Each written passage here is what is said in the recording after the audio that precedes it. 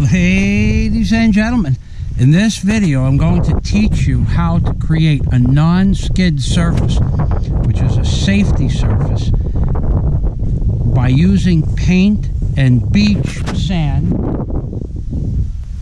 from that beach over there. The first thing you need to do is you need to get the sand and you need to dry it out so that it's 100% dry. You want to do this on a sunny day. Daisy, honey, just look up. Daisy got this sand and she dried it out this morning on cardboard. She just sorts it out, and then every half hour or so you just shake it around until it's 100% dry. Then you put it in a 1-gallon container or 2-liter containers with the cap on to keep the moisture off the sand. The second thing you're going to need to do is make a mix of the paint that you want to use for the deck. Daisy, show me. In this case, I'm using Boysen Caterpillar Yellow. Okay. Now, the way you do that is you mix in 20% turpentine. You don't want much more than that. But to prepare the surface, you need to power wash the surface down, get the dirt and the heavy grime off, and then degrease it, even if you do it with soap and water and a kind of a bench brush. Then what you're going to end up with is you're going to end up with a shiny surface like this, that if you had one small spot of oil like that and you slipped on it and you were walking around at night, a spot that big, you'd slip right off the machine. That's something that you want to try to avoid. And the way you avoid that is you mix this Caterpillar Yellow or white, which is what this can originally was, high gloss enamel. High gloss, not semi-gloss, although you could use semi-gloss, but high gloss is easier to clean. You mix that 20% with a good turpentine or a high quality thinner that's suggested for the paint, but turpentine works with universal. The third thing you're going to do is, after this is pressure washed and degreased and it dries in the sun and you have the dry sand there, you need to have a compressor handy, if that's at all possible. And you're going to do that so you can blow the excess sand off of the piece of equipment, but not until it dries for about 15 minutes.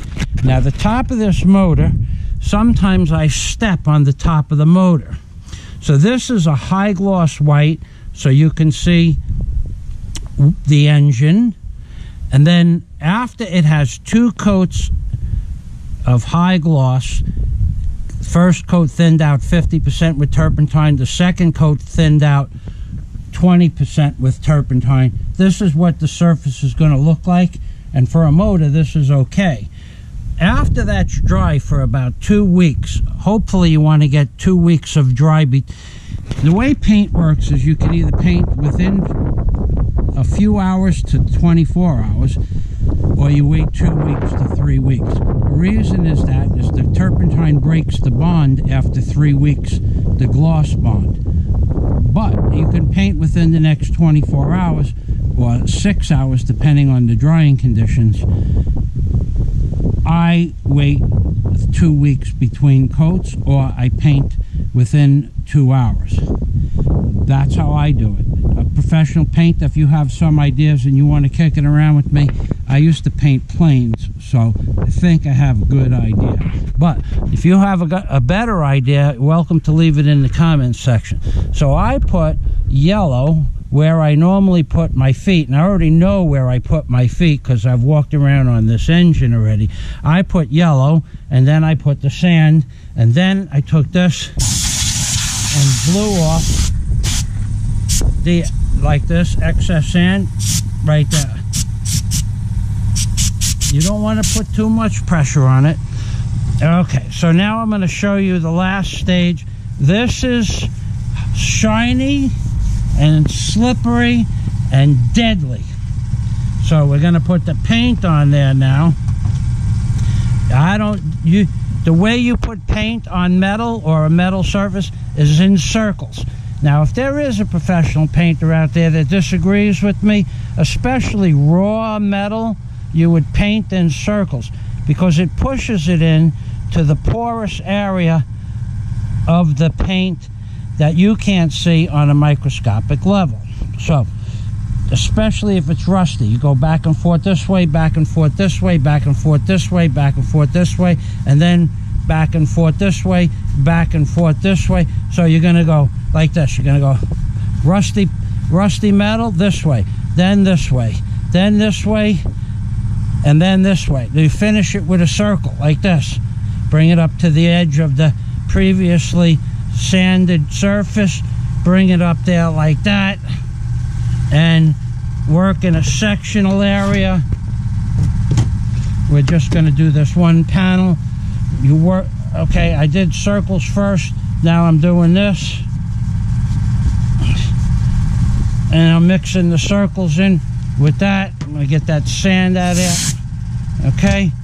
You want to use short bristle brushes too. Long bristle brushes don't work as good. This one had to be worn, has been worn in. So now I did the circles. Now I'm doing this. And now I'm doing this. And now I'm going to just do this for aesthetics only. All the way back and forth. This section is prepared by degreasing and power washing and degreasing again. Clean and dry soapy water. Clean that off. And then paint, and now the sand. So here's how you apply the sand. Just grab a little bit of sand and cover 100%.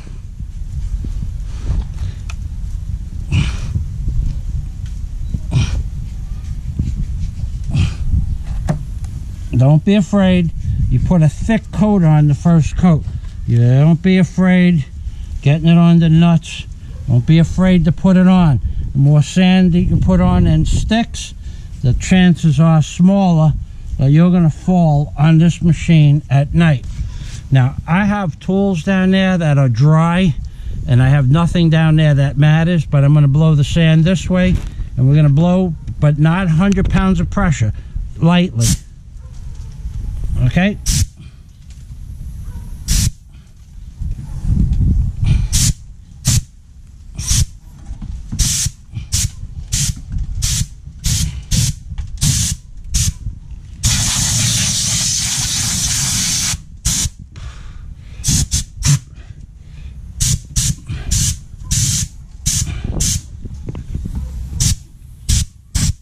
Oh, see where there was a drip there around the nut? And that's okay, because nobody's going to put their shoes that close to the nut, but just in case. And that's how you create a non-skid surface on anything. The next thing we're going to do, we already did it, excuse me, is we painted the steps white, and the same way sprinkle the sand on the steps. However, Daisy just walked down the steps. She stood on a separate board. That needs to dry for 72 hours before you walk on it. This needs to dry for 72 hours before you walk on it. That's the best. And then when you walk on it, don't turn